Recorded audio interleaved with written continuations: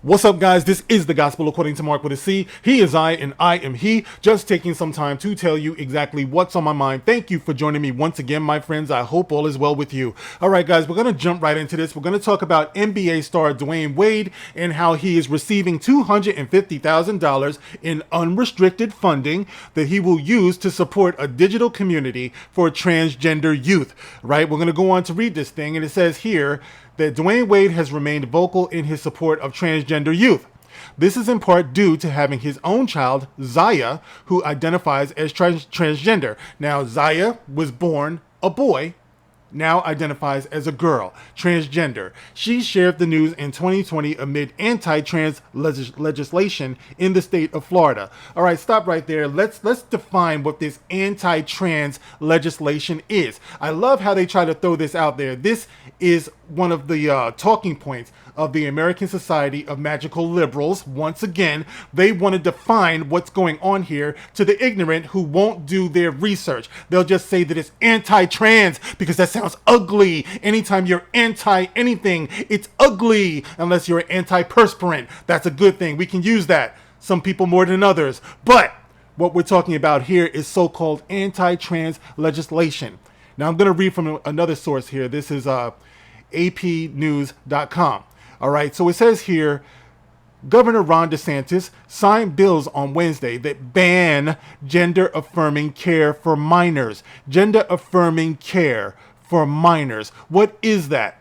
If you've seen some of the hideous pictures of what they do to try to mutilate these kids to enable them to be what they are not, then you know that, what is it? Gender affirming care is a nice way of saying mutilation, body mutilation of these kids, what they do to give them what they were not born with.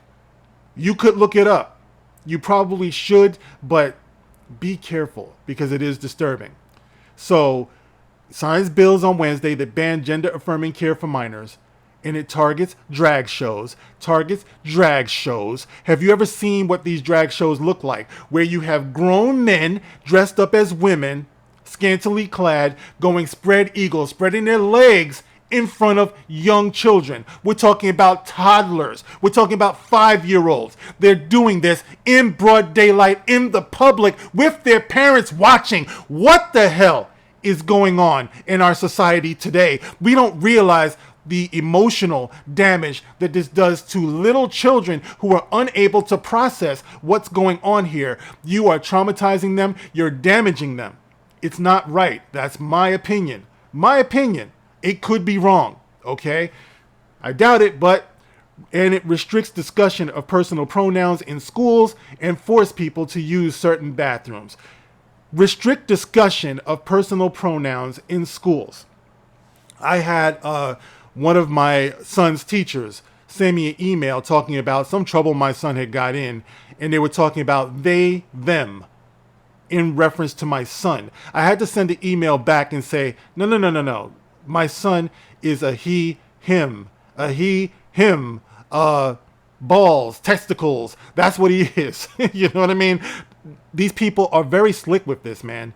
All right. And they don't always announce it to parents what they are doing. So I think it's a good thing when you restrict schools from forcing this on these impressionable young kids when they're too young to process it for themselves. I had to ask myself, I had to ask my son, are they doing this to you? Are they using pronouns, when they refer to you and everything? And he was like, no, Dad. I was like, well, okay. Just make sure you're on the lookout for that. If they do, please let me know.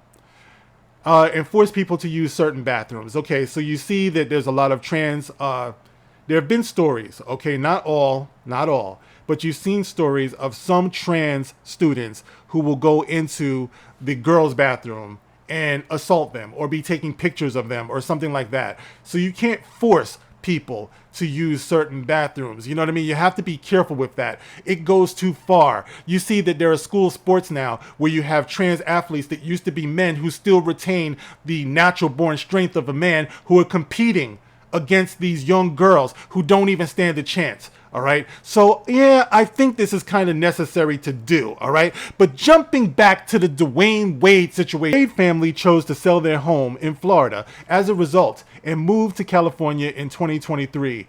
We've done so many great things here, so it wasn't easy to leave, Wade told the outlet. But the community wasn't here for Zaya, so the community wasn't here for us. Now, Wade is taking greater strides to create a more inclusive environment for transgender people and their families through the establishment of Translatable, described as a digital platform that will create community for trans youth while providing their family and friends with educational resources.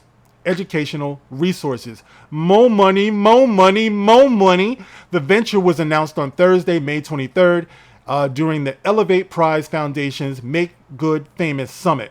Wade was also presented with the nonprofit's Elevate Prize Catalyst Award by its CEO, Carolina Garcia Jahairam, and founder, Joseph Deitch. Okay, the world we live in is far different from the world we grew up in, but it's paramount that we open our eyes, hearts, and minds to see the bigger picture, Wade said, according to a statement on Instagram. And for me and my family, that bigger picture all boils down to love. Now, I just wonder, in all of this, is there any psychiatric care that goes on with these kids? I would hope so. All right, I'm not saying that there's not. I'm just saying that I would hope so, that when a young kid comes to you, when a young girl comes to you and says, I want to be a boy, I want to alter my body forever so I can be a boy. Or when a young boy comes to you and says, I want to alter my body forever to be a girl, how much psychiatric effort is put into addressing that before they just go right on ahead and rip things from one place and paste them onto something else? You know what I mean? Before they rip flesh apart. How much psychiatric or psychological effort is put into that? Because the part of that nobody is talking about, that nobody is giving money to, is addressing the regret that a lot of these trans kids are facing after they do this. There are a lot of things that we do when we're kids that we don't want to do anymore, or we regret doing when we grow up, because this is part of growing up. We make mistakes. My son has been after me for a long time to get a tattoo. He's 15 years old. He's going to be 16 in September. And I keep telling him, you can do this when you get older, when you're old enough to understand that the tattoo is something that you're going to have for the rest of your life. Okay, my son is growing up in a world, like this guy says, the world is a lot different. Now everybody's got a tattoo. Before, you used to get a tattoo because you wanted to be different. Now you don't get a tattoo because you want to be different. You go to the beach, look around. Everybody is multi-tattooed. Not just a little bit, not just a cute little one here or there or whatever. Everyone, like when you look at the NBA, the NFL, everybody, rappers, everybody all over their face. And I tell my son, not on my watch. I'm sorry. I'm sorry to sound like a prude. I'm sorry to sound like that conservative dude. But I am going to protect you from yourself until you know how to live with your decisions. Because my son is not above saying, well, Dad, why did you let me do that?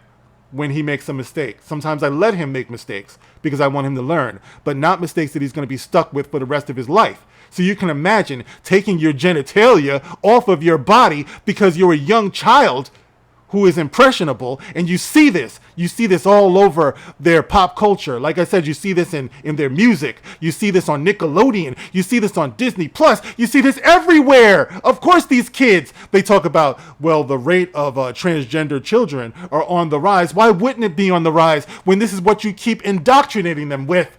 And then you go and award people for doing this.